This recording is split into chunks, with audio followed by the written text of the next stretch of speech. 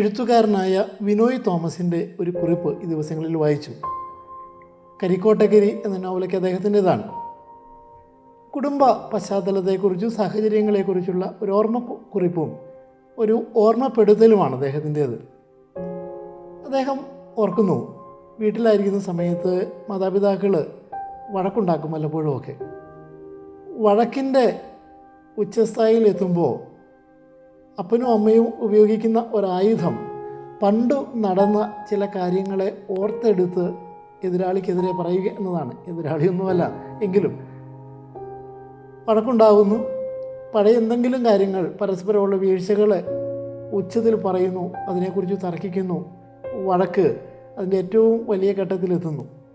പിറ്റേ ദിവസം അത് മറക്കുന്നു, സാധാരണ പോലെ ജീവിതം പോകുന്നു. പിന്നെയും അടുത്ത വഴക്കുണ്ടാകുമ്പോൾ ഇത് തന്നെ ആവർത്തിക്കുന്നു. ഒരിക്കലും ഉണങ്ങാത്ത മുറിവ് പോലെയാണ് ആ പഴയകാല ഓർമ്മിക്കാൻ ഇഷ്ടമില്ലാത്ത ഓർമ്മകൾ. പിന്നീട് ഇയാൾ വളരുന്നു, വിവാഹം കഴിക്കുന്നു, മാതാപിതാക്കളിൽ നിന്ന് കണ്ട് പഠിച്ച ശീലം ആവർത്തിക്കുന്നു. വഴക്കുണ്ടാകുമ്പോൾ പഴയ കുഴികളിൽ നിന്ന് അനാവശ്യമായ ഓർമ്മകൾ ചികഞ്ഞെടുത്ത് അത് വഴക്കിനിടയിൽ ആവർത്തിക്കുന്നു, സാഹചര്യങ്ങൾ അസ്വസ്ഥമാക്കുന്നു. പുതിയ തലമുറ, വിനോയിയുടെ മക്കൾ വളർന്നു വന്നപ്പോൾ അവർ മാതാപിതാക്കളോട് പറഞ്ഞു, ഇതൊട്ടും നല്ലതല്ലാത്ത ശീലമാണ്. പഴയ കാര്യങ്ങൾ പറയാതിരിക്കുക, അത് ആവർത്തിക്കാതിരിക്കുക, അത് മറഞ്ഞു പോകട്ടെ. ഈ പുതിയ തലമുറയുടെ ഒരു നല്ല നിരീക്ഷണം, അവരുടെ നിലപാട് എന്ന മട്ടിൽ ഇദ്ദേഹം ഇത് അവതരിപ്പിക്കുന്നുണ്ട്.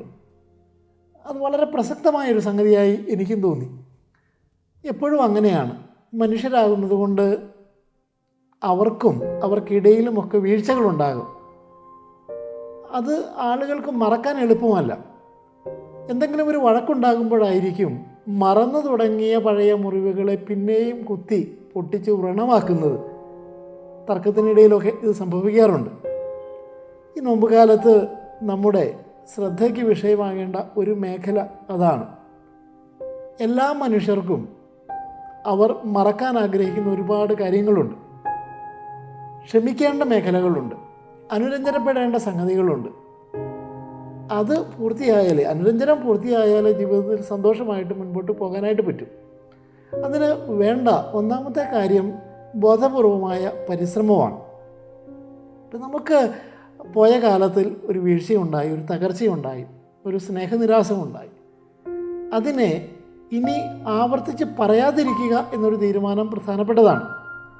അത് പറയുമ്പോൾ ഒരു പക്ഷേ അല്പസമയത്തേക്കൊരു ആശ്വാസമോ സന്തോഷമോ ഒക്കെ തോന്നാൻ സാധ്യതയുണ്ട്. പക്ഷേ അത് ആ മുറിവ് ഒരിക്കലും ഉണങ്ങാതിരിക്കാനേ സഹായിക്കും. പറയാതിരിക്കുക.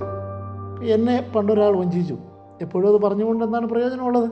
അത് പറയാതിരിക്കുക. പറയുമ്പോൾ അത് ഓർമ്മിക്കുമ്പോൾ മുറിവ് സജീവമാകും. അത് പറയാതിരിക്കാനായിട്ട് ശ്രദ്ധിക്കുക. അനുരഞ്ജനപ്പെടുക എന്നത് പ്രധാനപ്പെട്ട ഒരു സംഗതിയല്ലേ. എല്ലാ കാര്യങ്ങളിലും പുതുതായി തുടങ്ങുക എന്നതാണ് സുവിശേഷത്തിൻ്റെ സന്ദേശം. രണ്ടാമത്തെ കാര്യം, മനുഷ്യർക്കൊക്കെ മാറ്റങ്ങളുണ്ടാകുന്നു എന്നത് അംഗീകരിക്കണം. ബൈബിൾ എടുക്കുക, ഏറ്റവും വലിയ പാപി പുണ്യവാനാകുന്ന കഥയാണ് ബൈബിളിൽ കാണുന്നത്.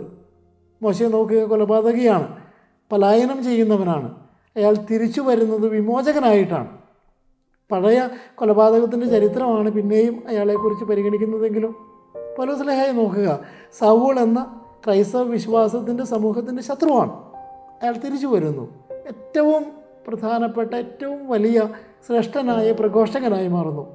നാം നോക്കേണ്ടത് പൗലോസ് എന്ന അപ്പസ്തോലനിലേക്കോ ശിഷ്യനിലേക്കോ പ്രഘോഷകനിലേക്കോ ആണോ, അതോ സൗൾ എന്ന അയാളുടെ പഴയകാല ജീവിതത്തിലേക്കാണോ?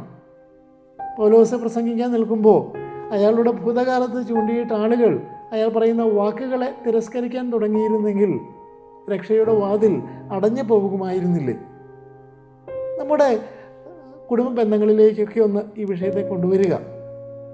നമ്മുടെ വീട്ടിൽ ആളുകൾക്കൊക്കെ വീഴ്ചകളൊക്കെ ഉണ്ടാവും. മക്കളെ കുറിച്ച് മാതാപിതാക്കൾ പറയുമ്പോഴൊക്കെ മക്കളെ ശാസിക്കേണ്ട ഒരു ഘട്ടം വരുമ്പോൾ ഇത് സംഭവിക്കാറുണ്ട്. പണ്ട് നീ അത് ചെയ്തതല്ലേ, ആവർത്തിക്കാതിരിക്കാം. ജീവിത പങ്കാളികൾക്കിടയിൽ ആവർത്തിക്കാതിരിക്കാം. നമുക്ക് ചെയ്യാവുന്നത് പോയ കാര്യങ്ങളെക്കുറിച്ച് അനുരഞ്ജനപ്പെട്ട് സന്തോഷമായിട്ട് മുൻപോട്ട് പോവുക എന്നതാണ്. പരസ്പരം പഴയ കാലത്തിൻ്റെ നഷ്ടങ്ങളിൽ നിന്ന് മോശം കാര്യങ്ങൾ ഓർത്തെടുത്ത് പിന്നെയും പിന്നെയും സ്വയം മുറിവേൽപ്പിക്കുന്ന മനുഷ്യരാകാതിരിക്കാം. നമുക്ക് നമ്മളോട് അനുരഞ്ജനപ്പെടാം, മറ്റുള്ളവരോട് അനുരഞ്ജനപ്പെടാം.